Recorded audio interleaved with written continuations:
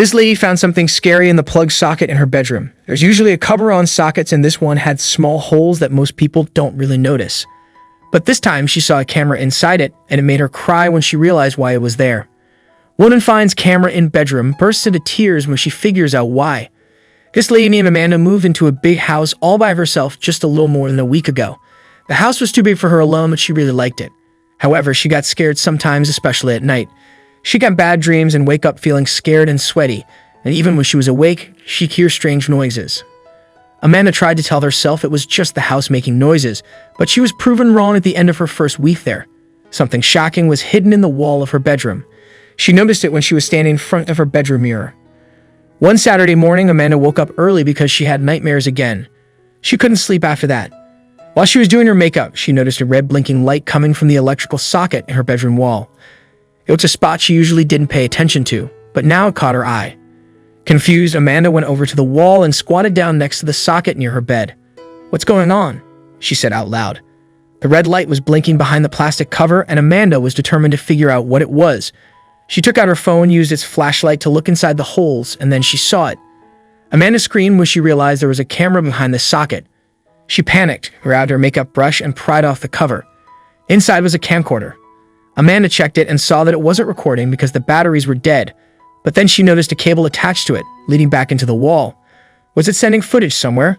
The thought of being watched scared her a lot. She started checking other sockets in the house and found another camera still recording in the living room. This confirmed that someone had purposely put these cameras in her home and was spying on her. Without hesitation, Amanda unplugged the machine and inspected the other room. She hoped this was the last one, but deep inside she knew better. Whoever did this was thorough and wouldn't stop there. And that knowing feeling turned out to be true because a final camera still needed to be found. The last camera was discovered in the hallway. Amanda used a kitchen knife to pry open the plastic front cover. This time, Amanda headed to the sofa in her living room with all 3 cameras in hand. She placed the camera on the couch and started crying. "I need to call for help," she spoke softly. Amanda was freaking out at this point and knew she had to call the police. With trembling fingers, she pressed the emergency number and an operator answered, "Hello, is this the police?" "Hi, my name is Amanda Davis and spy cameras are hidden inside my house. Please come over. I don't feel safe." Millie quickly explained the entire situation and urged the police to hurry. But the operator said that the closest vehicle was still a 30-minute drive away and Amanda didn't want to wait that long. She asked them to come by anyway but decided to investigate herself until they arrived. The young woman had to know what was going on and couldn't sit around while most likely being watched. She headed over to the first electrical socket in her bedroom. There was some open space behind the area where the camera was situated, so Amanda started knocking on the wall. At that point, she realized that the entire area behind the headboard of her bed was hollow, just a thin layer of plaster covering a large empty space. Normally, Amanda was very calm and collected, but the tension in her body spurred her to do something crazy. She grabbed a broom from the corner of the room and with the top part of the handle, punched a hole right through the thin layer of the wall. The plaster gave away quite quickly, and before Amanda knew it, a hole large enough for her to crawl through was created. Behind the wall formed a narrow corridor between adjoining rooms. It was long, narrow, and high enough for her to crawl through. The cable she unplugged from the camera lay on the bottom and ran through this corridor. Amanda had no choice but to follow it and see where it went. So the nervous woman squeezed through and started following the mysterious cord. After following the cable for over 20 meters, she reached the outer wall of her house. The stone structure stopped here, but Amanda could see that the cable wasn't done yet. It ran outside beneath the pavement and below the grassy pasture of her garden. As a result, Amanda grabbed a shovel and got to work. Carefully, she stuck the shovel tip in her well-maintained grass field. Amanda dug up about half a foot of dirt and got rewarded with a familiar sight. She found the cable again, and after digging a long trench, she realized that the cable ran all the way into her garden shed. The shed was locked, and that's how she liked it. She never entered because it felt like a forbidden area to the young woman. But with the cable running inside of it, she had no choice. She had to find out the truth. Amanda returned to the house and grabbed the shed's key from the kitchen drawer. The key was turned, and Amanda had no idea what to expect once she made it inside. "I promised never to use it, sorry," she said, crying. Amanda didn't want to go inside because this place held a painful memory. The shed was on her property, but the true owner was her husband. Reluctantly, she set her first footsteps inside the structure. The camera inside her home gave her no choice, and once she was fully inside the garden building, Amanda instantly saw what the cables were connected to. The shed's back wall was filled with monitor screens and some displayed stills of the home. It was scary and confused the hell out of Amanda. The place was vacant of human life but filled with technology.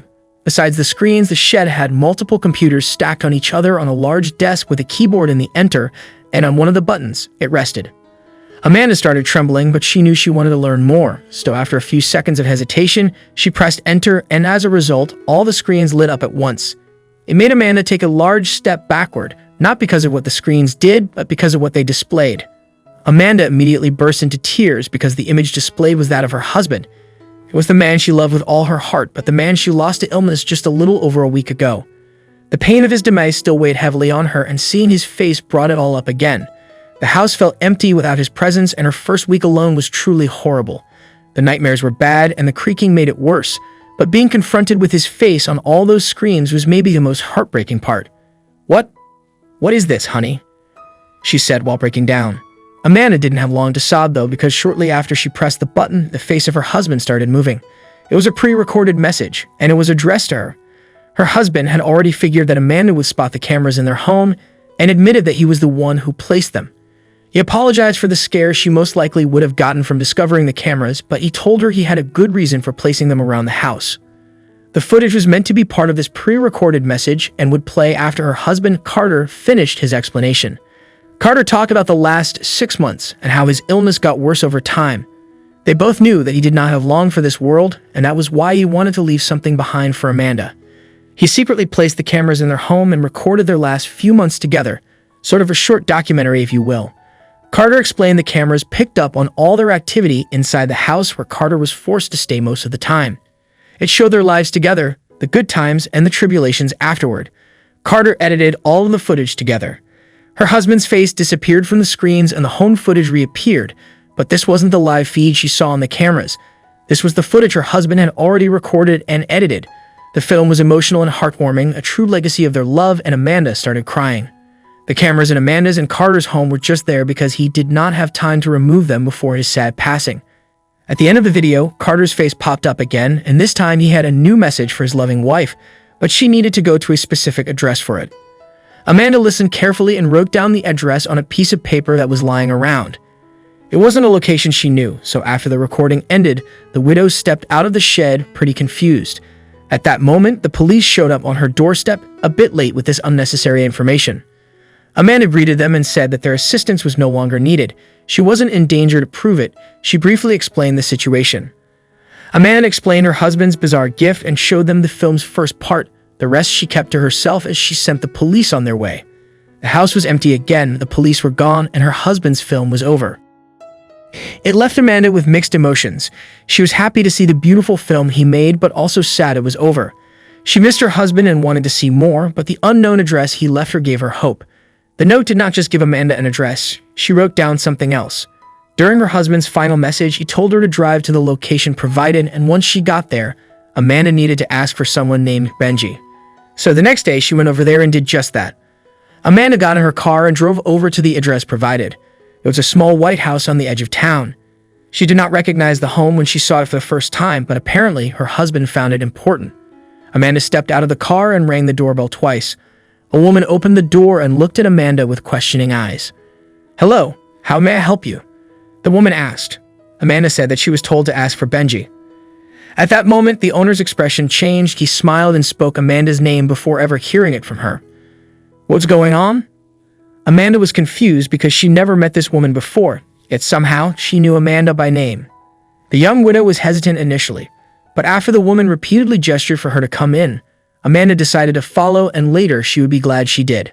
Amanda followed the strange woman further into her house and eventually took a seat in her living room. It was a cute place with picture frames portraying the woman's family. A true homely home, you might say. It made Amanda feel welcome, even though she still had no idea what she was doing there. She stared at the woman, waiting for an explanation, but instead the woman turned her face toward the kitchen and yelled from the top of her voice, "Benji, come here, Benji." After that, the woman sat down and waited with a smile on her face. And that's when it happened. Out of the kitchen ran a huge St. Bernard dog. It was woolly and had a happy twinkle in his eyes. It ran past the homeowner and almost jumped on Amanda's lap. Amanda was taken aback but also loved the dog's energy as it tried to lick her face. She smiled and patted the dog. The woman told Amanda that this dog was Benji, but that revelation still did not offer any clarity in Amanda's mind. The woman promised to explain. She said that her husband contacted her and her family shortly before his death. He knew he was about to leave his wife and wanted to do something. He didn't want to leave her alone in life. He wanted her to feel loved and knew he couldn't give it to her. That was when he contacted them about adopting Benji. He spent the last 6 months corresponding through video calls and checking up on Benji, and now it's time for Benji to go. Amanda was astonished. And Carter really arranged for her to have a dog to love, even though he was ill. It was incredible that he had the strength to plan it, but Amanda wasn't entirely surprised. She knew Carter was thoughtful and inventive like that. So without any hesitation, she welcomed the offer. As soon as she got home, she understood Carter's intention. The house felt less empty right away, and Benji's warmth and affection brought joy back into her life. Though her husband was no longer with her, his love lived on through this final gift. From that moment on, she never felt lonely again.